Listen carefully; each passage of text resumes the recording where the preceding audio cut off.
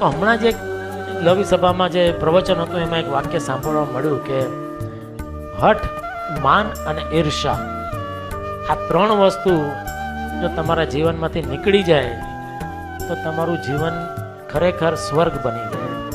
કે બધો જે પણ કજીયો છે આ ત્રણ વસ્તુને લઈને છે. કે હઠ, કે તમે હઠ કે ના હું આમ જ કરીશ, હું આમ જ, ના મને આમ જ જોઈએ, એ તમે મૂકી દો કે ભાઈ ન ચાલશે, તમને આમ ફાવે છે, ઓકે હું મારી હઠ મૂકી દઉં. માન, લગભગ બધા પ્રશ્નો માન, કે મને ઓલાએ બોલાવ્યો નહીં, મને અહીંયા બેસવાનું કીધું નહીં, મને ખુરશી આપી નહીં, મને હું પાછળ બેસું, હું આટલો મોટો માણસ ને હું ચોથી રોમાં પાંચમી રોમાં બેસું. જો એ તમારામાંથી નીકળી જાય તો એ તમને પ્રશ્ન તમને, કારણ કે એ વિચાર આવે તો તમને એ તમારી અંદર એ બધા દુઃખ પ્રવર્તે. અને ઈર્ષા, કે હંમેશા માણસ દુઃખી થતો હોય છે બીજાનું જોઈને.